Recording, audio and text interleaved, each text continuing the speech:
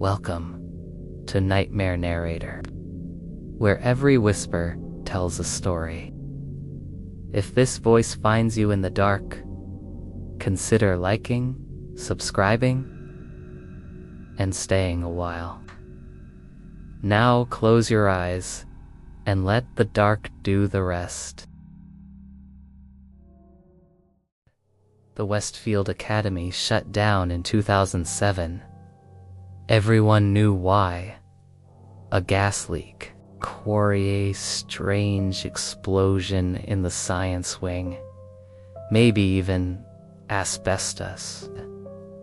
But the truth is, no one really knew what happened there. The school board ordered the building to be sealed, the foundation torn up, and the entire thing to be leveled. Quit. And while that was going on, all of the staff mysteriously quit. There was no report filed, no explanation given. And soon, rumors began to spread. People started whispering about one rule that the staff had before the school shut down. If the bell from the basement ever rings, don't go down there. That rumor is what brings our story to today, and to Marcus, who has no interest in ghost stories. He just needed the paycheck. When the largest high school in the district shut down, it became a secure facility overnight, guarded by private contractors. But after the construction crews tore down the gym and the cafeteria and the auditorium, the school board didn't need any more security. And that's when Marcus got the call. You get this place all to yourself. Easy money. You just gotta sign this waiver. Liability and all that, the man from the contracting company said on the phone. Ooh, yeah, sure, whatever, Marcus responded. He took the job. He just needed the paycheck. The first few nights were peaceful. Nothing happened. On his second night, at around 4 a.m., he heard it. A bell. Not the fire alarm. Not the phone. It was a crisp, old-school bell, like the kind that rang between classes back in the day. 3 short chimes, echoing through the air vents. Marcus looked at the old blueprints on his phone. The basement had been sealed for years. No power, no wiring, no reason for any sound. Still, curiosity pushed him to investigate. He found the locked basement door behind a supply closet. Heavy iron, covered in dust. But the lock was already snapped. Like someone or something had broken out. So he pushed in and descended slowly. The stairwell was pitch black. But as he reached the bottom, his flashlight started to flicker. The walls were strange. Parts of them looked brand new. Fresh, white paint, clean lockers, shiny tile. Like the school had rebuilt itself underneath. Then he heard it again. Ding, ding, ding. This time it was louder, closer. He turned a corner and froze. An entire hallway of perfect condition classrooms, lit from within by humming fluorescents. Posters advertising prom night '07. A banner. Excellence in education. He stepped inside one of the rooms. It was pristine. Desks lined up, books stacked. An open notebook with a pencil still rolling slowly across it, like someone had just been writing in it seconds ago. But then he noticed something off. All the chairs were turned toward the back wall, not the chalkboard.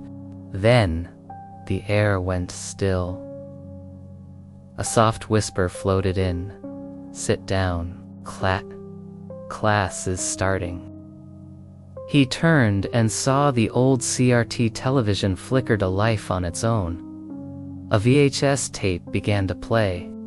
Grainy, black and white footage showed rows of students sitting motionless in class, faces blurry. Then, in the last seconds of the footage, they all turned at once and looked straight at the camera. Caw.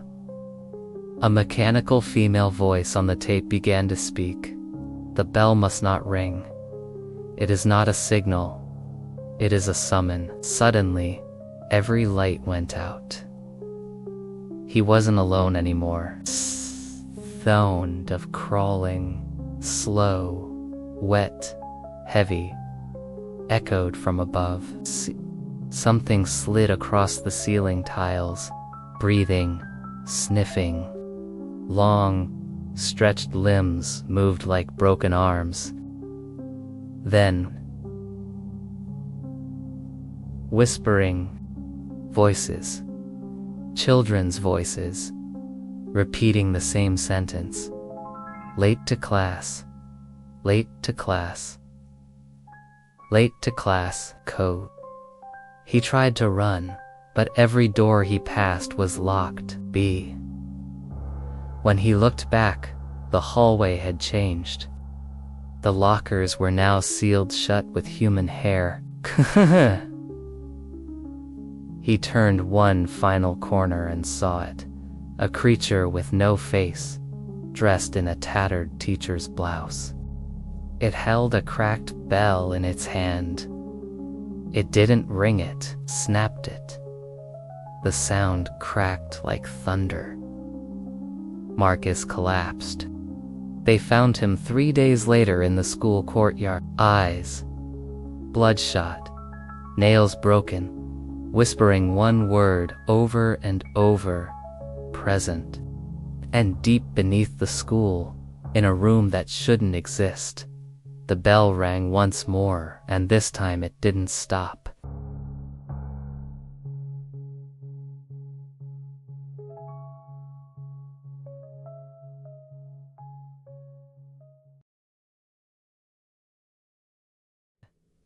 They say Hillcrest High is cursed.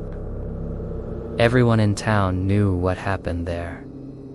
The fire, the students who never made it out, the teacher who locked them in detention that day in EZ, and then vanished.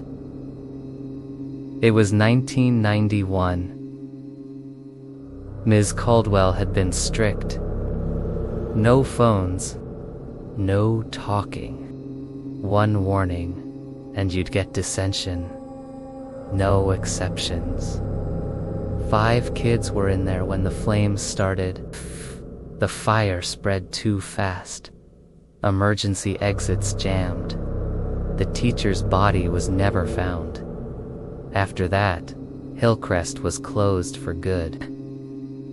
They say that after the fire was put out, the only thing found untouched was a small metal drawer from the detention room. Inside it, a list of names. 5 entries. Only 4 were crossed out. The 5th was blank. Cut. Now, decades later, a popular urban explorer named Emma decided to check it out.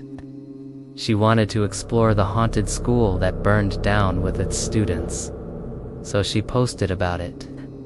Millions of people tuned in to watch her live stream as she scaled a rusted fire escape and climbed through a back window. She moved through the halls, flashlight in hand. They were ash-stained and blackened by smoke. Books lay melted on the floor. Burned desks twisted in strange angles. Her camera recorded everything. Then, she found the drawer. Inside was the list. 4 names, all slightly faded. 1 space blank. She read it out loud for the video. Cormorant, Dania Jordan, Mia. Then she joked, "Guess I'm next." The moment she said it, the bell rang, loud, ancient, echoing. She turned around, and the world had changed. The hallway was clean, polished floors, bright lighting, lockers shining. Students walked past her, but their faces were blurry, like the pixels had been corrupted. She looked down at herself. She was wearing a 90s school uniform. A voice echoed behind her. Emma Caldwell. Detention. Room 204. She was pulled by an invisible force through the hall, into a room with 5 desks.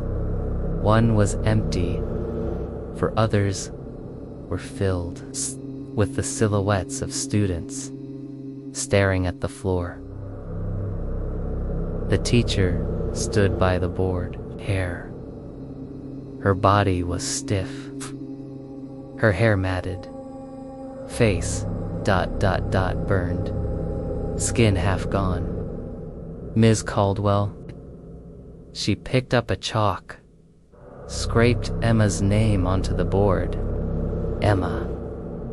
Late. +7 days. Emma tried to scream. No sound came out. She bolted toward the door, but it slammed shut. Go. The lights went out one by one. Suddenly, whispers everywhere. Stay in your seat. Stay in your seat. The walls around her began to bleed. The window turned black. The clock hands spun wildly. She finally broke free and ran through the corridor, which stretched longer and longer. Doors kept appearing, each one labeled detention, overflow, late, submission, repeat, offender. Then, finally, daylight. She collapsed outside. Everything hurt. She crawled away from the school, days. Later, a hiker found her wandering near a freeway. Hair white, skin pale, eyes distant. She wouldn't speak until someone showed her the detention list again. She grabbed a pen and crossed out the 5th name, Pat Boo. Then, without a word, she set the paper on fire and walked away. But in her home, weeks later, police found a VHS tape she had never uploaded. They played it, static. Then the classroom, and on the board, something new was written in chalk. Emma, completed. The chalk dropped to the floor, and the teacher turned, and smiled. Everyone at Lincoln High knows their SNO Room 13. The blueprints go straight from Room 12 to Room 14, but somehow students still whisper about it, especially when the hallways get too quiet. Jason had always laughed at ghost stories, but when the janitor warned him to stay away from the north wing after dark, something about his voice felt real. "It's not that it's haunted," the janitor said, staring at the dusty floor. "It's that it doesn't belong here. It wasn't built, but it's still there." That Friday night, Jason and his friend Lily decided to sneak in. They brought a flashlight, a phone for filming, and a nervous excitement. At first, the school felt like any abandoned building. Cold, musty, lifeless. But as they turned the corner toward room 14, something changed. There was a hallway that wasn't supposed to exist. Quiet. At the end of it, a single wooden door, Tana, and on it, a metal plate tarnished with age. The number 13, Lily whispered. This wasn't here yesterday. Jason reached for the handle, turned smoothly, like it had been used recently. The classroom looked untouched by time, desks neatly arranged, a chalkboard with faded writing, a globe, a projector, but there was no dust, no cobwebs, no broken windows. And at the front of the room stood a teacher. Her back was turned. She was tall, still, in an old-fashioned dress, thin. Then she spoke. Calm, slow, and cold. You're late. Take your seats. Jason backed up.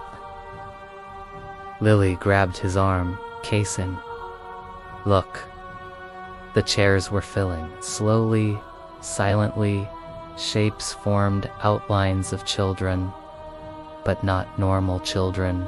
Pale, blurry, with hollow, black eyes. Jason turned toward the door. Gone. There was only a wall. The teacher moved, not walked, moved, from the front of the class to right in front of Jason in a blink. Sit down, she said again. He ran. He didn't know how he got out. Maybe he passed out. Maybe something let him go. But Lily was never seen again. Only Jason made it back. But his story changed every time. And the worst part, 1 week later, school security checked the camera feeds from the north wing. Just static. Until the last 10 seconds of the tape. Room 13. Jason. Sitting quietly at a desk, surrounded by empty seats. And in the front of the class, the teacher writing a name on the board. Lily.